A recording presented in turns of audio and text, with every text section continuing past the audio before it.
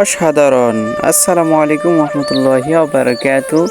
তো কেমন আছেন সবাই? আশা করি আল্লাহর মতে সকলে ভালো আছেন। আমি আলহামদুলিল্লাহ আপনাদের দোয়া এবং আল্লাহ তাআলার রহমতে অনেক অনেক ভালো আছি।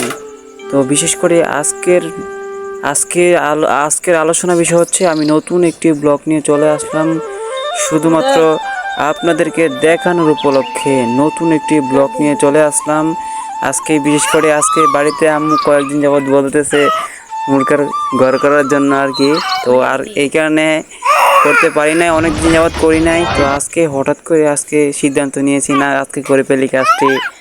হ্যাঁ, এই কারণে আজকে সিদ্ধান্ত নেওয়ার পরে এখন কাজটি শুরু করে দিলাম। তো এখন প্যারাক মারতেছি আপনাদেরকে দেখানোর উপলক্ষে, মানে কিছু কিছু আপনাদেরকে দেখানোর উপলক্ষে একটি ভিডিও তৈরি করলাম। তার পাশাপাশি আমার নিজের কাজটিও আমি করে ফেললাম। এক পাশাপাশি আমার নিজের ব্লগটিও হয়ে গেল, তার পাশাপাশি আমার নিজের এই কাজটিও হয়ে গেল।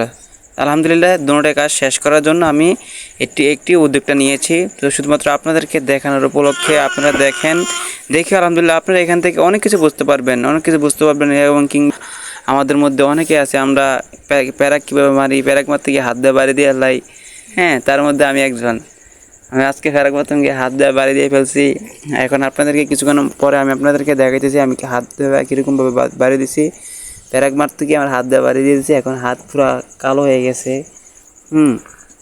তো শুধুমাত্র আপনাদেরকে একটি সুন্দর মুহূর্তগুলো আপনাদেরকে দেখানোর উপলক্ষে আপনাদের সাথে সাক্ষাৎ করা এই ভিডিওটি আপনাদের কাছে আমি তুলে ধরেছি। এই কারণে আমাদের মধ্যে অনেকেই আছে আমরা কিভাবে কাজ করব, হ্যাঁ, কাজ জন্য আগ্রহী না।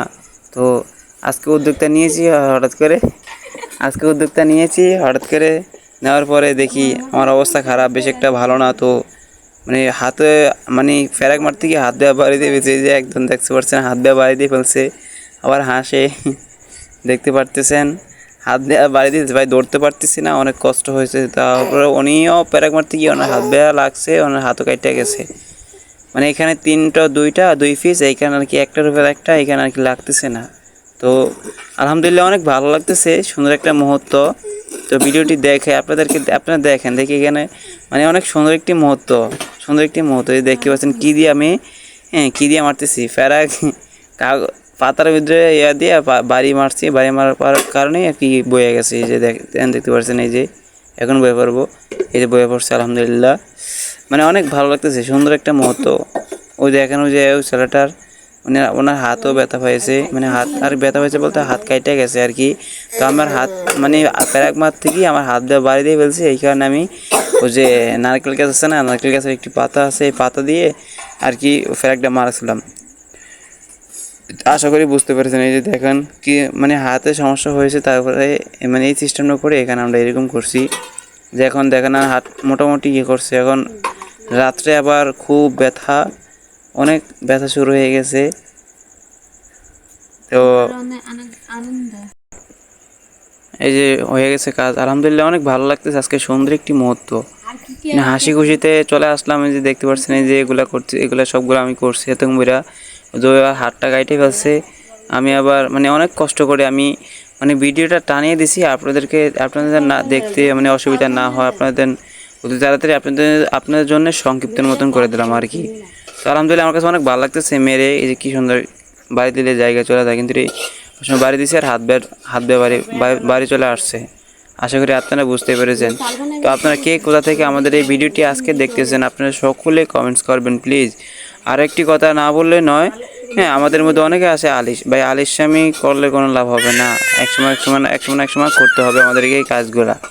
তো এই কারণে আজকে এই কাজগুলো করার জন্য হঠাৎ করে সিদ্ধান্ত নিয়েছে, না কাজ করবো ইনশাল্লাহ। কাজ চলে যেতে হবে সবসময় যেতে হবে। কাজ না করলেও কাজ করতে হবে। এখন না করলে কালকে না করলে পরশু, এরকমভাবে হঠাৎ করে একদিন সংসারে চাপ চলে আসবে। আসার কারণে নিজে বাধ্য হয়ে নিজে করতে হবে। ওই যে পারি না, ওই সময় যদি আগেগুলো করতাম তাহলে শিখতে পারতাম। তো এখানে করি না বিদায়, এখানে পারতেছি না। আশা করি আপনারা বুঝতে পেরেছেন। তো ভিডিওটি দেখে আপনারা কি বুঝতে পারলেন, ভিডিওটি দেখে আপনারা কি কোনো কিছু বুঝতে পেরেছেন কি পারেন নাই, আমাকে সকলে কমেন্ট করে জানাবেন প্লিজ। আশা করি আমার এই ভিডিওটি আপনার কাছে অনেক অনেক ভালো লাগতেছে।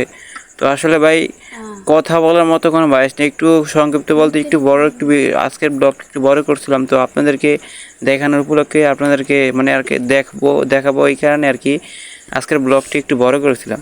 আশা করি আপনারা আমার কথাগুলো বুঝতে পেরেছেন। সকলকে অসংখ্য ধন্যবাদ।